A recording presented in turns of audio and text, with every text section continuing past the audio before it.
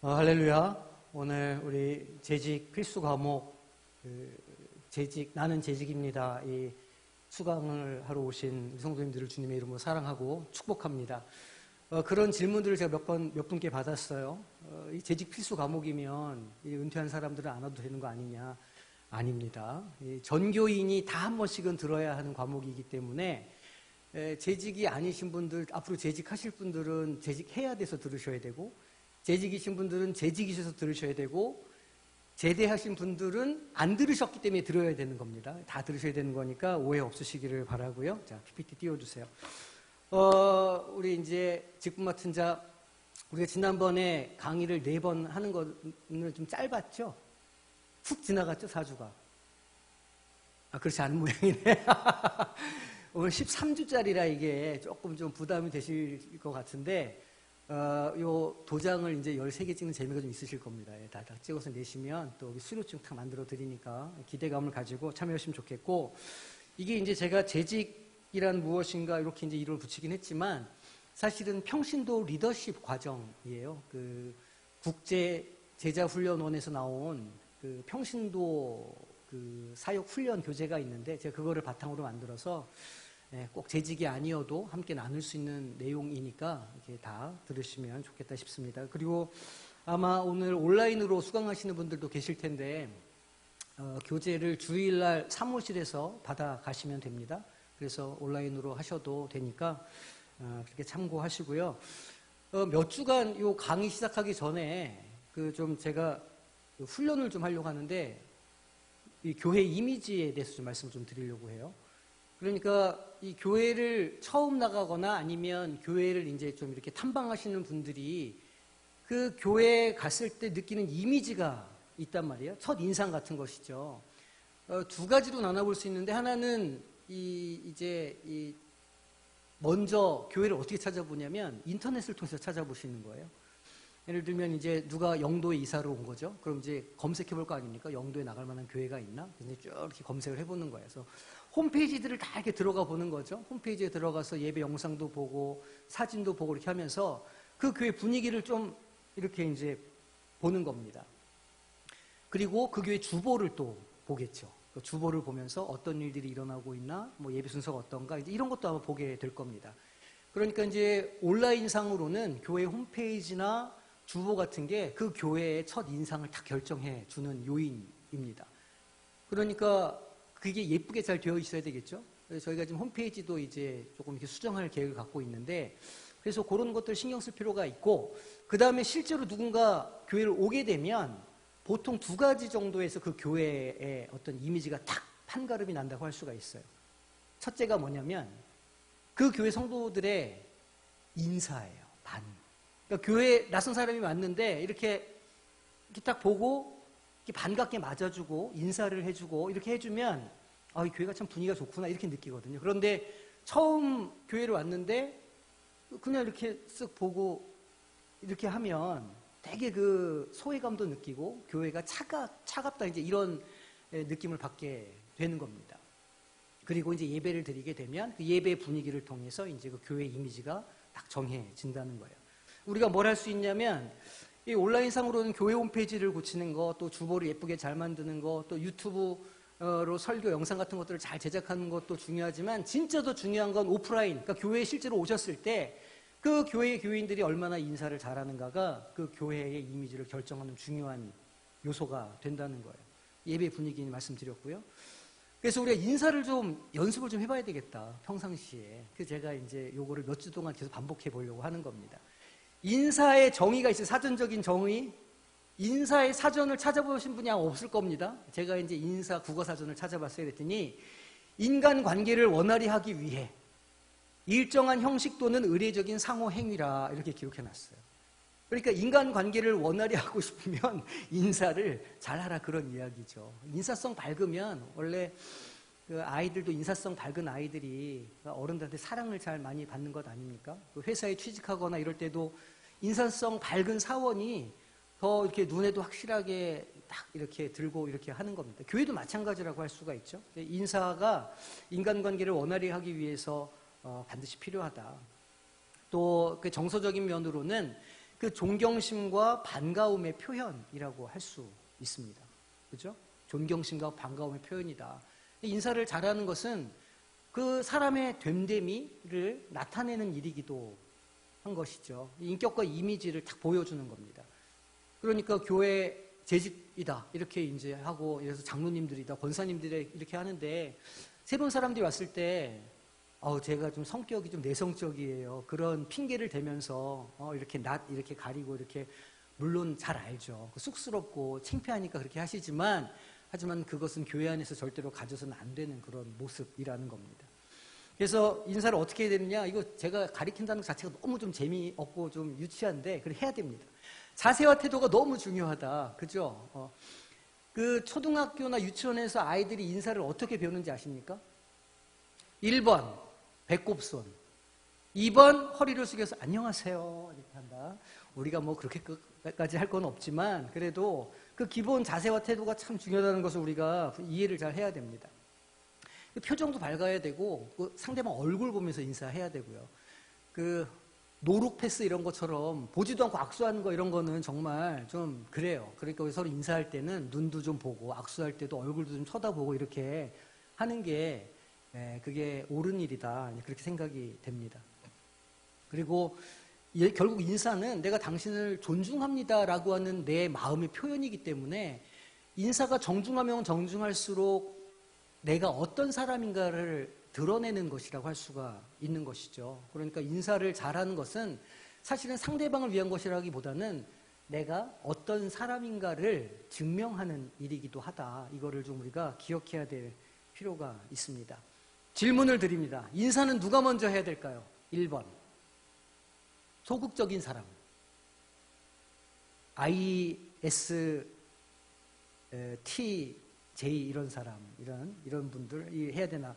적극적인 사람 누가 먼저 해야 될까요? 3번 교회 재직이 먼저 해야 된다. 4번 직원들, 5번 당회원, 6번 상대를 먼저 본 사람. 어쩜 이렇게 잘 아십니까? 그죠? 먼저 본 사람이 인사하는 거예요. 그럼 위아래가 어디 있습니까? 먼저 발견하면 그 상대방이 알아듣게 큰 소리로 인사하고, 왔니? 왔어요. 잘 왔어요. 반갑습니다. 이렇게 인사하는 게 맞는 모습이라는 거죠. 그래서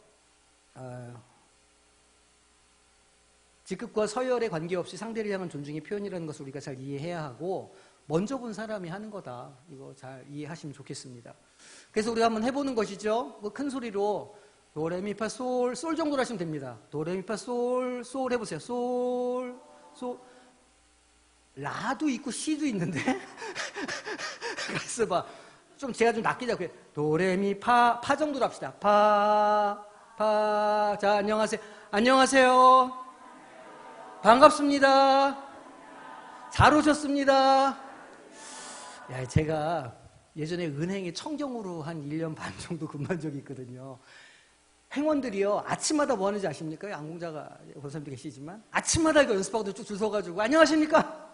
이거 왜냐하면 그 커스터머 서비스라고 CS 점수 검사하는 사람들이 암행을 해서 옵니다. 창구에. 그러면 이제 그 CS 검사하는 직원이 와가지고, 손님인 척 와가지고 이렇게 들어갈 때 거기 있는 청경이 인사를 잘 하는지 다 체크하는 거예요. 그리고 직원들한테 가서 뭘 물어봤을 때 친절하게 대답해주나 이런 거 다 점수 매겨가지고 나중에 직급 같은 거 할 때 인사고과에 다 그걸 쓴다는 거 아닙니까? 또 저희가 그런 걸 할 수는 없고, 제가 누구를 세신자로 둔갑시켜가지고 그렇게까지 제가 하겠어요? 그렇게 할까요? 그렇게 하지는 않을 거고, 우리가 이거를 열심히 해야 된다는 거죠. 자, 우리 좌우 옆에 있는 분들한테 우리 2번씩 반복해서 해봅시다. 시작. 안녕하세요. 반갑습니다. 잘 오셨습니다. 한 번 더. 안녕하세요.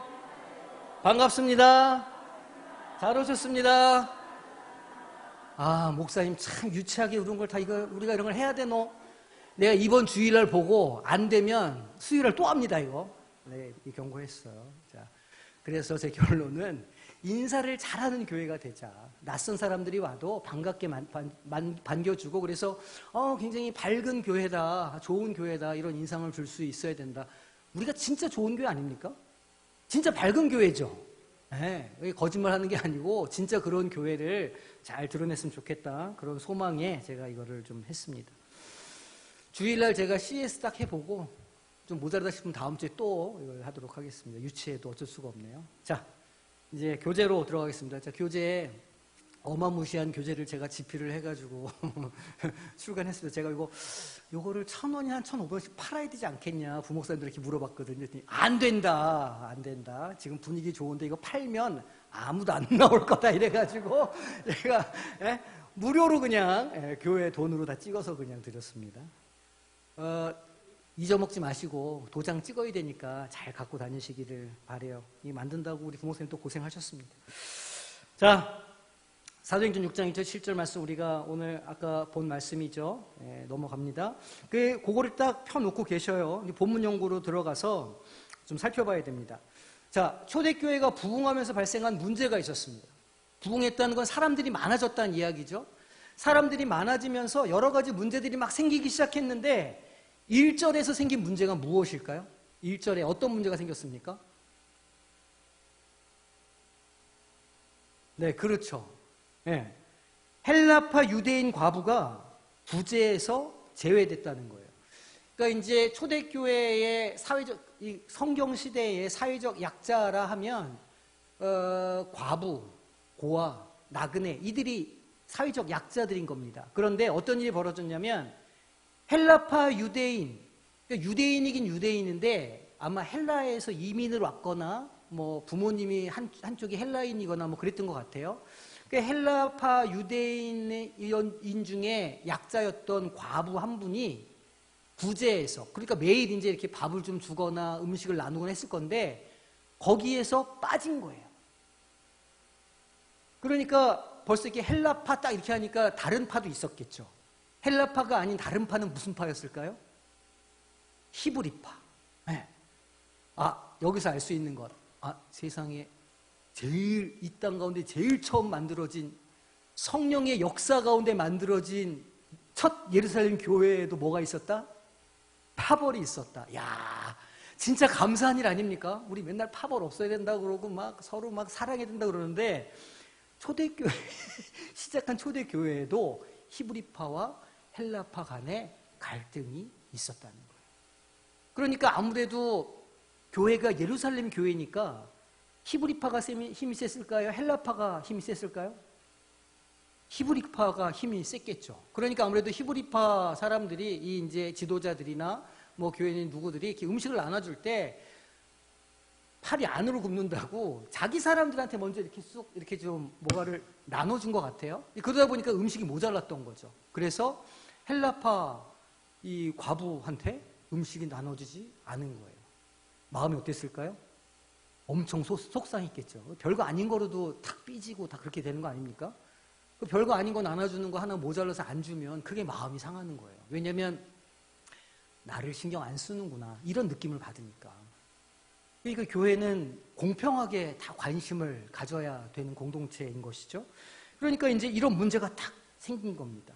그래서 어떻게 했을까요? 사도들이 직접 이 문제를 해결하려고 그 일에 뛰어든 거예요.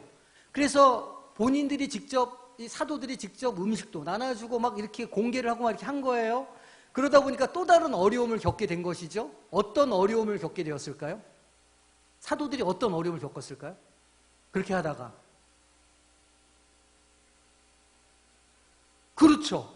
아니, 사도들은 말씀을 전하고 기도하고 하나님의 뜻을 분별하고 막 이런 일들을 막 감당해야 되는데 지금 사도들이 이제 말하자면 교인들 가운데 갈등이 생기고 그러니까 목사님들이 이제 거기 뛰어들어가지고 막 교통정리도 하고 뭐 청소도 하고 말하자면 이런 일들을 막 하기 시작한 거예요. 뭐 한두 번은 괜찮은데 이거를 여러 번 하다 보니까 본업이 하나님의 말씀을 분별해야 되는 본업에서 이분들이 멀어지게 되는 겁니다. 기도 시간과 말씀 전하는 시간이 부족하게 되었다는 것이죠. 그러니까 이제 사도들 사이에 아주 고민들이 생기고 문제가 생긴 겁니다. 요거 답을 똑같이 안 적으셔도 돼요. 그냥 자기가 알아볼 정도로만 간단히 적으셔도 됩니다. 이거 적는다고 막 너무 고생하지 마시고 그냥 짧게 단어만 몇 개 쓰셔도 돼요. 그렇게 말씀을 드려도 또 다 적으신다고 다 적고 계시죠. 너무 열심히셔. 감사합니다. 그거는 검사 안 하니까 글자 수는 간단하게 적으셔도 돼요.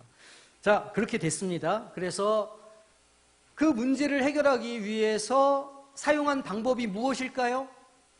3절에 그렇습니다. 집사를 세웠던 거예요. 자, 여기서 집사 이렇게 딱 하니까 무슨 초대교회 엄청 중요한 직책이 원래 있었던 것처럼 그렇게 딱 오해를 하시는 경우가 많아요. 무슨 집사라는 직책이 원래 있었던 것 마냥 집사라고 딱 기록해 놓으니까 이 번역의 문제입니다. 사실은 이 집사란 말의 헬라어 원어가 디아코노스라고 하는 단어예요. 디아코노스 많이 들어보셨죠? 이게 우리 교회의 5대 기능 중에 한 가지가 들어가 있는 거예요. 뭐 코이노니아다, 디다케다, 무슨 뭐 캐리그마다 할 때 거기에 디아코니아가 들어가 있어요. 섬김이라는 이름으로. 그러니까 디아코노스라고 하는 사람들은 어떤 사람이냐면 섬기는 사람이라는 뜻이에요. 그러니까 섬기는 사람이라는 뜻을 이렇게 뭔가 한자로 만들고 이렇게 뭔가 명칭처럼 만들다 보니까 집사라는 이름으로 그렇게 직책이 하나가 만들어진 것일 뿐이지 원래 어떤 집사라는 직책이 고대로부터 있었던 것은 아니다라는 걸 기억을 하셔야 돼요. 그러니까 그렇게 그런 관점에서 보면 재직은 어떤 사람들입니까? 무슨 직책이 있어서 재직이 되는 거예요? 그런 게 아니라는 거예요. 무엇인가 누군가를 섬기기 위한 일을 감당한다면 그 모두가 원칙적으로는 다 재직이라 섬기는 사람이라 할 수 있다는 겁니다. 집사를 세웠다? 즉 섬기는 사람들을 세웠다. 이 사도들을 도와서 교회를 섬기는 사람들을 세웠다. 이게 이제 정확한 의미인 것이죠. 초대교회가 몇 명의 집사를 세웠냐면 7명의 집사를 세웠어요. 7명의 이름을 우리가 외울 필요는 없습니다. 나중에 이제 우리가 성경 퀴즈 대회 할 때는 외우셔야 되는데 지금 외우실 필요가 없어요. 미리 외우셔도 할 수는 없지만 미리 외우실 필요는 없어요. 그 7명의 집사 섬기는 사람을 세우게 됐는데 그 기준이 무엇일까요? 3절에 먼저 보세요. 3절 어떤 사람이 세워졌나요? 그렇죠. 성령과 지혜가 충만한 사람. 그리고 5절에 믿음과 성령이 충만한 사람, 또 칭찬받는 사람, 그죠? 그래서 어떤 사람이 어디 갔어요 이거? PPT 어디로 도망갔습니까?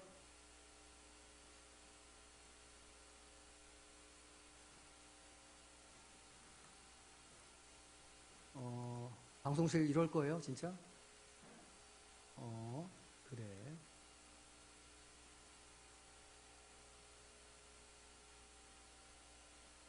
오케이. 어떤 사람이냐면 성령과 지혜가 충만한 사람. 그러니까 이제 어떤 사람이 섬기는 사람이 되어야 하느냐, 어떤 사람이 재직이 되어야 하느냐, 지금 그 문제잖아요. 성령과 지혜가 충만한 사람이다. 그리고 칭찬받는 사람이다. 이건 무슨 얘기냐면 다른 사람들로부터 평가가 좋은 사람이다. 그런 뜻이에요. 그러니까 다른 사람들로부터 아우 저 사람 너무 이기적이야. 저 사람 너무 좀 편협해. 저 사람 너무 속이 좁아. 이런 평가를 받으면 안 된다는 겁니다. 좋은 평가를 받는 사람이어야 돼. 칭찬받는 사람이어야 한다는 것이죠. 그리고 믿음과 성령이 충만해야 된다는 겁니다. 성령은 겹치니까 성령, 지혜, 칭찬, 믿음 요 4가지가 핵심적인 키워드가 되겠죠. 근데 생각해 보시면 이 지금 자격이 무슨 이렇게 딱 가이드라인이 있는 것일까요? 무슨 뭐 평가해가지고 시험 봐서 85점 이상은 할 수 있습니다. 이렇게 하는 게 아니죠. 아닙니다. 굉장히 주관적인 평가가 여기에 들어가요. 교회 공동체 안에서 그래서 그런 갈등이 생길 수도 있는 겁니다. 야, 저 사람은 재직에 자격이 없는 것 같은데 어떻게 저렇게 자꾸 저렇게 할까? 또 아니 저분은 어떻게 저렇게 재직이 됐어? 이렇게 왜냐하면 주관적이니까 그렇게 평가가 될 수도 있다는 것이죠. 하지만 하나님께서 보시기에 하나님께서 사용하시기에 부족한 사람은 없는 거예요. 우리는 다 부족하고 연약한 사람들인지라 우리가 믿음을 가지고 하나님을 바라보고 또 지체들을 바라보면 그 자격은 믿음으로 주어지는 것이지 그 자격이 어떤 우리가 하는 행함으로 이렇게 나타나는 것은 아니다. 서로를 세워줄 필요가 있다는 것을 우리가 기억해야 됩니다. 자, 그랬어요. 그래서 이런 그 기준을 가지고 7명의 집사를 딱 세우게 됐죠. 그러면 그들을 집사로 세울 때 사도들이 무엇을 해서 집사로 세웠나요? 그들을? 무엇을 해주었죠? 안수를 해줬어요. 안수를 해줬다는 것은 사도들의 권위를 위임해줬다는 뜻이에요. 그러니까 사도들이 본인들이 본래는 마땅히 감당해야 될 일이지만 우선순위에서 조금 뒤에 있는 일들을 위임해서 집사들이 할 수 있도록 권한과 책임을 동시에 주었다는 뜻이에요. 안수했다는 뜻은. 그러니까 저도 이제 안수를 받고 목사가 되었잖아요. 목사 안수를 받고 목사 안수가 되었다는 것은 교회에서 이 교회의 성도님들을 목양하기 위한 권위를 총회로부터 받아서, 총회는 하나님으로부터 받죠. 하나님으로부터 받은 그 권위를 저도 위임을 받아서 담임 목사로 안수를 받은 거예요. 즉 장로님들을 안수해서 장로로 세우죠. 권사님들도 안수해서, 안수집사들도 안수해서 세우잖아요. 그것은 목사가 응당해야 될 일이지만 그것을 다 할 수 없으니 그 행정적이고 재정적인 일들을 나누어 드려서 위임해서 거기에 권리와 책임을 갖고 할 수 있도록 하는 것이라는 거죠. 그러니까 위임을 안수했다는 것은 권위와 책임을 위임했다, 그런 뜻입니다. 이게 되게 중요한 내용이죠. 우리 부목사님들도 이제 이렇게 목사가 사실은 목양을 싹 감당해야 되는데 한계가 있을 수가 있잖아요. 그러니까 그 목양의 일부를 부목사님들한테 제가 위임을 해드리는 거예요. 그러니까 사실은 부목사님들이 하시는 일은 제가 하는 일과 마찬가지인 거죠. 그러니까 부목사님들의 언어는 곧 저의 언어랑 마찬가지인 거예요.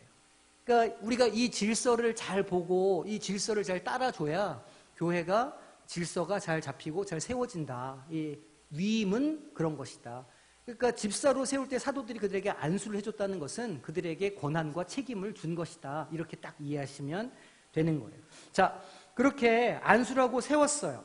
그렇게 교회의 일을 맡기고 임명해서 이렇게 사도들이 자신의 고유한 사역에 전념하니까 어떤 일이 벌어졌을까요? 7절에 보니까 말씀이 흥왕하여 부흥했다는 겁니다.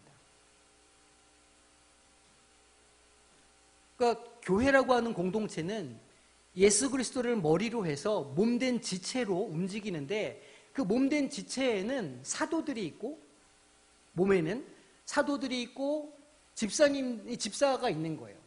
그러니까 재직들이 있는 거죠. 그 재직들이 서로의 그 권리와 위임받은 책임을 감당하면서 몸된 교회를 같이 세워가는 거예요. 그리스도를 머리로 하고 몸된 지체들이 한 몸이 되어서 잘 유기적으로 움직일 때 당연히 그 공동체는 생명력이 있고 말씀이 흥왕하여 부흥하게 될 수밖에 없다는 겁니다. 이해가 되셨죠? 네, 잘 따라오셨으리라고 생각이 됩니다. 자, 그래서 재직이 무엇인가 하면, 우리 교재 맨 뒤에 보면 이 그림이 있어요. 요 그림. 요거 이제 저기 서울 저희 모교회 선배님이 계시는데 그림을 그리시는 분이에요. 지지난달인가 저희 교회 잠깐 왔다 가셨는데 교회를 사진을 찍어 가시더니만 이런 그림을 보내왔어요. 전시회 끝나면 원본을 다시 보내주겠노라 이렇게 약속을 하셨거든요. 그 그림을 스캔을 받아가지고 딱 이렇게 제가 교회에다 실어놨습니다. 그림 소개는 하여간 그렇습니다. 자, 재직이란 무엇인가? 교회 기관에 소속된 사역자나 직원을 일컬을 때 재직이라, 이건 이제 교회법에 나와 있는 이야기예요. 재직이라고 부릅니다. 여기에는 어떤 직책의 개념보다는 사역의 개념이 강조된 평신도 재직이나 일꾼을 재직으로 정의하는 겁니다. 자, 그러니까 집사여서 혹은 안수집사여서 혹은 장로여서 권사여서 재직인 게 아니라 그 교회에서 마땅히 감당해야 될 일을 내가 맡았기 때문에 내가 그 교회에서 목사님을 도와서 신방하는 자의 재직로서의 권위를 위임받고 그 책임을 감당하기 때문에 재직인 것이죠. 재직이어서 그 일들을 감당하는 게 아니라는 거예요. 그러니까 어떤 이야기냐면 그런 일들을 감당하지 않으면 재직이란 얘기일까요? 아니란 얘기일까요? 아니란 얘기입니다. 재직은 그 위임받은 일을 하는 사람이 재직인 거예요. 그래서 우리가 조금 그 테두리를 넓혀보자면 꼭 집사다 뭐다 이런 직책이 없어도 교회를 감당하고 주님께서 맡겨주신 사명을 감당하면 그분이 곧 진정한 의미의 재직이라 할 수 있는 겁니다. 여기는 은퇴니 뭐니 이런 게 있을 수가 없는 거예요. 아직 집사가 됐다 안 됐다 이런 것도 별 중요하진 않은 것이죠. 다만 행정적인 문제에 있어서 우리가 관리를 하고 또 조직이 있어야 하니까 그런 직책들을 만들어 놓고 그렇게 세우는 것이지 엄밀한 의미에서는 그 위임받은 권한을 행사할 때에 비로소 재직이 된다. 이거를 기억을 하셔야 됩니다. 사도들의 복음 증거에 힘입어서 예루살렘 교회 성도수가 날마다 늘어나게 되니까 예상하지 못했던 일들이 생기게 된 것이죠. 그 중에 특히 가난한 사람들을 구제하는 일뿐만 아니라 교회에서 일하는 것에 있어서 시비가 생기게 되는 겁니다. 기도하고 말씀 전하는 일에 전념해야 될 사도들이 다른 일로 분주하게 된 것이죠. 그래서 이런 문제를 해결하기 위해서 이 초대교회는 재직, 즉 섬기는 자 디아코노스를 뽑아서 봉사와 사역을 맡기게 됩니다. 그리고 성령과 지혜가 충만하며 칭찬받는 성도 중에서 7명을 디아코노스 섬기는 자로 택해서 안수했다는 겁니다. 이게 재직의 기원이다. 성경에 제일 먼저 나와 있는 섬기는 자의 원형이라는 겁니다. 하나님께서 어떤 일을 맡겨주시면 그 일을 감당하면 하나님께서 상급을 주실까요? 주지 않으실까요? 주십니다. 하나님은 우리에게 복 주시기를 기뻐하시는 분이시거든요. 상 주심을 아주 기뻐하시는 분이신 거예요. 그래서 우리가 하나님께 나아갈 때는 하나님이 우리에게 상 주시는 분이심을 믿고 나아가라고 히브리서 기자는 우리한테 이야기하고 있는 것 아닙니까? 상 주시는 분이에요. 그럼 그렇게 교회를 섬기는 사람들에게 어떤 상급을 허락하여 주실까요? 자, 디모데전서 3장 13절이에요. 집사의 직분을 잘한 자들은 무엇을 얻을까요? 그렇죠. 아름다운 지위에 어떻게 하셨어요? 미리 예습을 해신 겁니까? 놀랍네.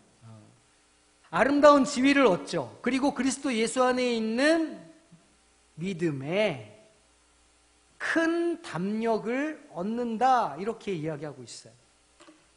여기서 말하는 아름다운 지위는 그 NIV 성경을 보면 Excellent Standing 이렇게 써 있어요. 그 사람이 교회에서 아주 멋지게 세워진다 그런 뜻이에요. 왜 그런 분들 있죠? 보기만 해도 은혜가 되는 분들. 보기만 해도 나도 저런 모습으로 살아가야 할 텐데 이렇게 생각이 드는 도전이 되고 용기를 주는 분들이 교회에 계십니다. 선배님일 수도 있고 교사일 수도 있고 권사님, 장로님일 수도 있는데 그런 지위가 생긴다는 거예요. 모범이 되는 사람, 하나님의 은혜의 통로가 되는 사람으로 세워진다는 겁니다. 그것이 아름다운 지위예요. 그리고 믿음의 큰 담력이라 이렇게 하는데 이 큰 담력은 영어 NIV 성경 보면 Great Assurance 이렇게 돼 있어요. 위대한 보증이라 굳이 번역하면 그런 뜻이죠. 그러니까 믿음의 큰 담력을 얻는다는 것은 그런 집사의 일들을 잘 감당할 때 그 사람의 믿음이 확실한 보증이 된다. 그 삶이 그런 뜻이에요. 믿음이 있는 사람이 없는 사람이야? 그 사람의 행동을 보니까 저 사람은 믿음이 있는 사람이야. 그렇게 생각할 수 있다는 뜻이에요. 믿음의 큰 담력을 얻는다. 이것은 그 사람의 믿음이 그의 삶으로 증명된다. 그런 뜻입니다. 이게 경건의 능력이 있다는 거예요? 없다는 거예요? 경건의 능력이 있게 된다는 거예요. 이 재직의 이 섬기는 직분을 잘 감당하면 경건의 능력이 있는 자가 될 수 있다. 그런 말입니다. 두 번째, 또 어떤 상급을 누릴 수 있느냐? 골로새 1장 10절이에요. 주께 합당하게 행함에 범사에 기쁘시게. 우리 기쁨을 주신다는 겁니다. 이 일을 잘 감당하면 항상 기쁘게 해주신다는 거예요. 또 모든 선한 일에 열매를 맺게 해주신다. 모든 일에 열매가 있지 않습니다. 그죠? 그 농부가 사실 1년 동안 열심히 농사를 짓고 물을 주고 이렇게 해도 좋은 열매를 못 맺을 수가 있는 거예요. 농부가 아무리 노력을 해도 농부가 열심히 노력을 하면 좋은 열매를 맺을 수 있는 기초는 되죠. 하지만 그 열매를 맺게 해주시는 분은 누구일까요? 하나님이신 것이죠. 그러니까 이 직분을 잘 감당하는 사람들은 범사에 기쁘시게 해주시고 모든 일에 열매를 맺게 해주신다는 거예요. 얼마나 감사한 일입니까? 하나님을 아는 것에 점점 자라게 하신다. 성숙해 갈 수 있게 우리에게 복을 주신다. 그런 말입니다.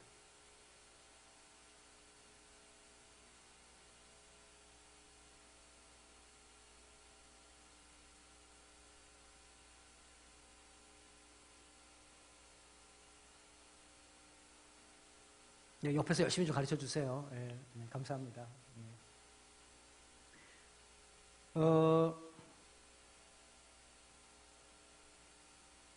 하나님을 아는 것에 잘하는 게 얼마나 소중한 일인지 혹시 아십니까?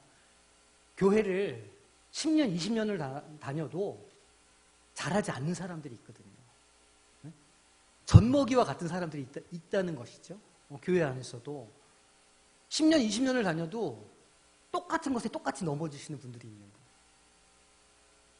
20년, 30년을 교회를 다녀도 조금만 비위가 틀어지면 다 때려쳐. 이런 분들이 계시다는 거예요. 하나도 잘하지 못한 것이죠. 그런데 우리가 이 섬김의 이 직분을 잘 감당하면 잘하게 해주신다는 거예요. 우리가 신앙적으로 영적으로 잘할 수 있도록 해주신다는 거예요. 우리 잘함의 목표지는 어디일까요? 어디까지 우리가 잘할까요? 예수님까지 잘하는 거죠. 예수님의 성품으로 우리가 자라갈 수 있다는 거예요. 무엇을 통해서? 섬김을 통해서. 주님도 말씀하셨어요. 나는 섬김을 받으려 함이 아니라 도리어 섬기려 하고. 왜냐하면 그 섬김이 예수님의 삶의 목표셨기 때문에. 자기를 내어주셔서 십자가에 달려서 화목 제물이 되시기까지 섬김을 가지신 분이 예수님이시고, 그렇게 우리가 섬길 때에 우리 삶에서 예수님의 향기가 나기 시작한다는 것을 우리가 잊으면 안 되는 거죠. 자, 또 있어요. 마태복음 25장 21절 말씀을 보는 거죠. 그 주인이 이르되 잘하였도다라고 하고 뭐라고 말씀하셨을까요? 착하고 충성된 종아, 이렇게 말씀하셨어요. 섬김을 잘 하면 착하고 충성된 종이라는 칭찬을 듣는 겁니다. 그리고 적은 일에 충성하였으면 내가 많은 것을 내 맡기리니 내 주인의 무엇에? 즐거움에 참여할지어다. 내 주인의 즐거움에 참여할지어다. 주님께서 가장 즐거워하시는 일이 무엇일까요? 가장 기뻐하시는 일. 상징적으로 말하면 천국 잔치예요. 잃어버린 영혼들이 막 돌아오고 그 안에 있는 영혼들이 막 주님의 임재로 기뻐하고 감사가 넘치고 그런 그 잔치 자리가 주님의 즐거움의 자리인 것이죠. 즐거움에 참여한다는 것은 그 주님의 그 놀라우신 사역 가운데 우리가 일부분이 된다는 뜻이에요. 하나님께서 이 하나님의 나라를 세워가시는데 보이진 않을지는 모르지만 아주 작아서 아주 희미할지는 모르지만 분명히 그 일의 한 귀퉁이를 감당하는 사람이 된다는 겁니다. 참 놀라운 일 아닙니까? 자, 마태복음 24장 47절 내가 진실로 너에게 이르노니 주인이 그의 모든 소유를 그에게 맡기리라. 주님께서 이제 우리에게 권한을 위임해 주시죠. 교회에 위임해 주셨고 교회는 그 교회 연합인 총회에서는 개 목사에게 위임을 해주고 그 권한들이 제 위임대에서 오는 겁니다. 그리고 그 위임된 것들이 우리 이제 교회에서도 하나님을 섬기는 일 가운데 그것이 이제 이렇게 풀어지는데 위임하실 때에는 어떤 책임감만 위임해 주시는 게 아니라는 거예요. 그것을 할 수 있는 권세도 위임해 주시고 그 다음에 그것을 잘 할 수 있는 환경도 위임을 해 주신다는 겁니다. 아유, 저는 이거 제가 시간이 안 돼가지고 제가 이거를 감당할 수가 없습니다. 제가 건강이 너무 안 좋아가지고 이게 제가 참 그렇습니다.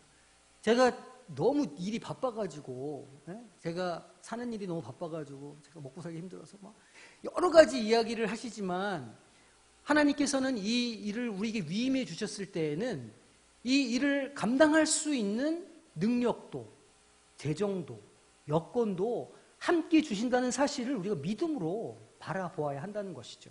모든 소유를 그에게 맡겨주신다고 이야기하시는 겁니다.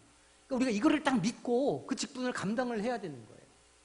그리스도인들에게 삶의 가장 중요한 목적이 무엇일까요? 하나님께 영광 돌리는 것, 교회를 세워나가는 것 아닙니까? 그러니까 우리의 삶은 교인들의 삶은 교회를 중심으로 돌아가는 거예요. 1년 365일이 교회의 력을 따라서 교회의 행사를 따라서 돌아가는 거예요. 1월 1일, 31일, 1일 되면 이제 송구영신 예배 드리시면서 1년이 시작되는 거 아닙니까, 우리가? 1년 시작하면서 새벽 예배 빡시게 딱 해가지고 은혜를 딱 받고 한 해를 시작하죠. 그렇게 시작하다 보면 또 이렇게 사순절 와서 또 기도회 하고, 이렇게 부활절 또 맞고, 또 달걀 깨 먹고, 이렇게 하다 보면 여름 행사 교회 또 하는 거 뭐 이렇게 저렇게 참여하면서 바쁘게 또 지원하면서 지내고, 휴가 잠깐 어떻게 지나가면 가을에 또 뭐 부흥회도 하고, 또 성경 공부도 하고, 막 우리 믿는 사람들의 삶은요, 교회를 중심으로 돌아가는 거예요. 교회를 중심으로 짜여 있어요. 그러니까 우리가 교인들이 행복해지려면 그 일들이 그 안에서 순조롭게 잘 이루어져야 되는 거예요. 잘 아시잖아요. 교회가 분란이 있으면 그 성도 개인도 마음이 힘들고 그 가정도 불편한 겁니다. 다 경험해 보셨죠? 믿는 사람들의 삶은 교회가 평안해야 가정도 개인의 삶에도 평안함과 자유가 있을 수밖에 없는 거예요. 왜냐하면 우리가 교회니까. 그러니까 뭐가 우선순위예요? 교회가 우선순위. 교회가 우선순위니까 우리가 교회를, 자, 헷갈리시면 안 돼요. 제가 말씀드리는 교회는 이 성광교회 건물을 말씀드리는 게 아니에요. 우리 사람들의 모임은 교회 공동체를 말씀드리는 것이죠. 우리가 이 교회 생활을 잘할 수 있도록 하나님께서 우리에게 소유를 다 맡겨주신다는 뜻은 곧 우리의 인생에도 그 주님께서 부어주시는 은혜와 축복이 있게 될 거라는 이야기인 겁니다. 모든 소유를 그에게 맡기리라. 놀라운 말씀 아닙니까? 자, 5번째. 계시록 22장 12절. 보라, 내가 속히 오리니 내가 줄 무엇일까요? 상 주시는 분이시잖아요. 하나님한테 상 주시는 분이시구나. 하나님, 제가 어떤 상을 받아야 될까요? 상 받기를 소망하시기를 바랍니다. 상 받을 일을 많이 하시면 됩니다. 상 받으셔야 돼요. 너는 장차 받을 내게 있어 각 사람에게 그가 행한 대로.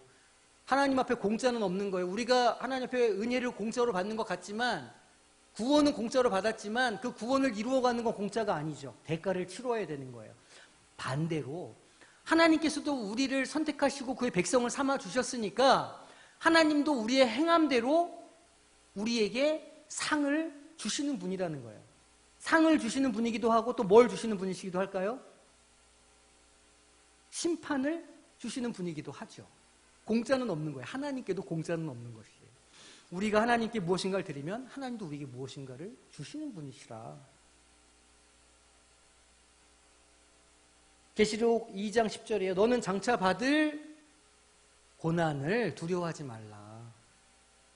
고난이 있죠. 몇 사람을 옥에 던져 시험을 받게 될 수도 있습니다. 그리고 환난이 있을 수도 있죠. 하지만 주님께서 우리에게 무엇을 요구하십니까? 죽도록 충성할 것을 요구하시는 거예요. 그러면 무엇을 주실까요? 생명의 관.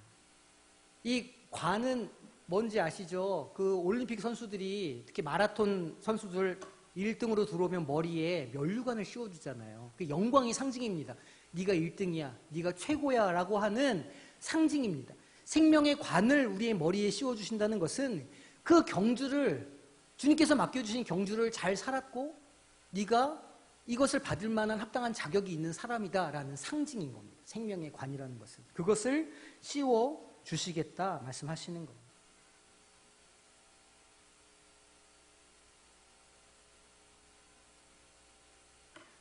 이 재직이 누리는 상급을 지금 우리가 6구절로 딱 정리를 했습니다. 이렇게 보시면 디모데전서 3장 13절 집사의 직분을 잘한 자들은 아름다운 지위와 그리스도 예수 안에 있는 믿음에 큰 담력을 얻는다 말씀하셨고, 골로새서 1장 10절에서는 주께 합당하게 행하여 범사에 기쁘시게 하고 모든 일에 열매를 맺게 하신다, 하나님 아는 것에 자라가게 하신다 말씀하셨습니다.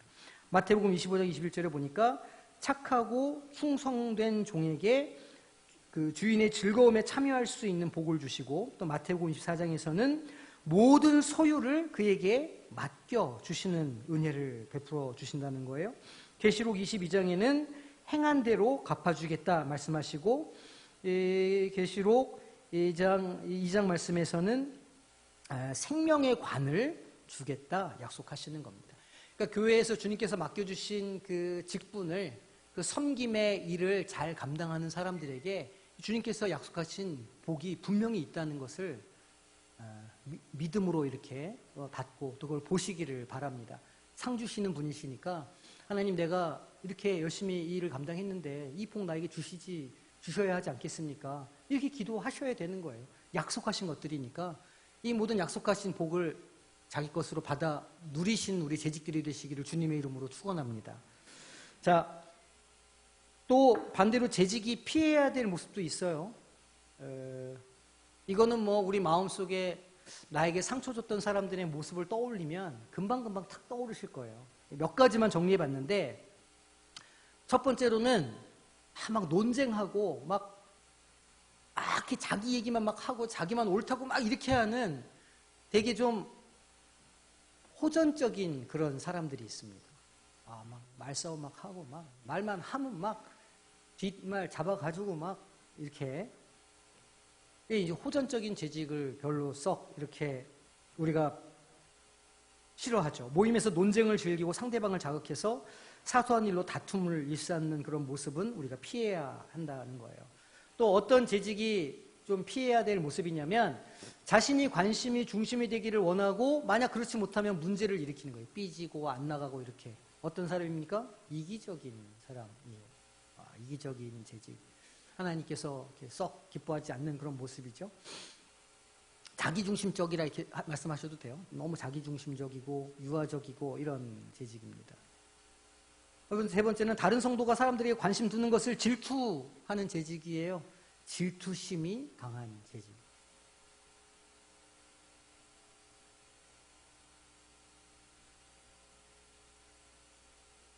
또 어떤 재직이냐면, 책임을 회피하고자 또는 자신에 대한 좋은 인상을 주기 위해서 습관적으로 거짓말을 하는 재직들이 있어요. 그러니까 정직하지 못한 재직도 피해야 할 모습입니다.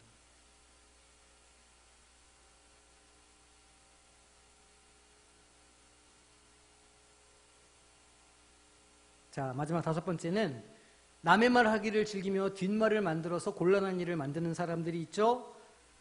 뒷말하는 재직이에요. 뒷담화하는 재직이죠. 제가 이제 우리 세일 모임 할 때도 제가 많이 강조했는데, 그 모임 안에서 소그룹 안에서 나온 이야기들은 거기에서만 이렇게 탁 끝나야 돼요. 이 바깥에 나가서 이렇게 하면 안 되죠. 그러니까 저도 이제 교육자 회의 때 나온 이야기나 어떤 성도들 간의 어떤 그런 비밀스러운 이야기들은 제 처랑도 나누지 않거든요. 또 모르는 게 많아요, 제 처도.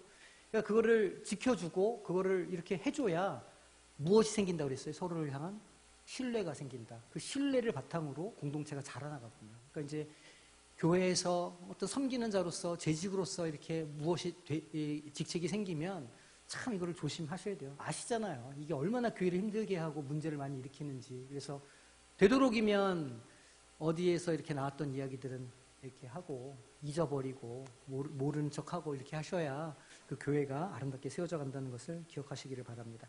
호전적인 막 싸움을 너무 좋아하거나 너무 이기적이거나 막 질투심에 막 불타거나 자꾸 거짓말하거나 이렇게 뒷말하는 이런 모습을 안 가지셔야 된다. 다시 한번 말씀드립니다. 자, 오늘 결론을 좀 내겠습니다. 자, 재직은 누구를 도울까요? 사실은 교회의 몸된 교회의 머리 대신 주님을 섬기는 것이죠. 그게 원칙이에요. 그런데 주님께서 그 권위를 교회에 위임해 주셨고 그 권위를 또한 그 교역자들에게 위임을 해 주셨으니까 재직은 눈에 보이는 누구를 도와야 하냐면 교역자를 돕는 거예요. 저와 우리 부목사님들을 잘 도와주셔야 됩니다. 그래서 결국은 무엇을 세우는 사람들인가요? 우리가? 교회를 세우는 거예요. 교회는 건물이 아닙니다. 교회는 사람들이에요. 우리 사람 한 사람을 세워가는 거예요. 마음이 약한 사람, 외로운 사람, 고독한 사람, 재미있는 사람, 재미없는 사람, 누구라도 이 교회 공동체의 일원이 될 수 있도록 서로를 잘 도와주는 거예요. 그래서 이것을 세우는 귀한 사명을 받은 사람이 재직이라 섬기는 자라는 것이죠. 그러니까 나를 불러주신 사명이 곧 직분이다는 걸 이해하셔야 돼요. 교회 직분은 교회에서 집사라 안수집사라 칭하기 전에 하나님께서 나를 왜 이곳에 불러주셨는가를 알고 그것에 순종하는 게 곧 직분 맡은 자로서의 재직으로서의 본연의 모습이라는 것이죠. 이 직분을 잘 감당해서 하나님이 약속하신 무엇을 복을 누리시면 되는 겁니다.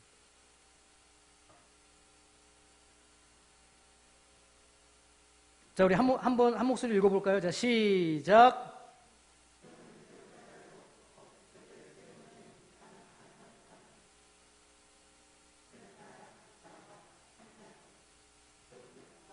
아멘. 이런 복을 다 누리시는 우리 재직들이 되시기를 주님의 이름으로 축원합니다.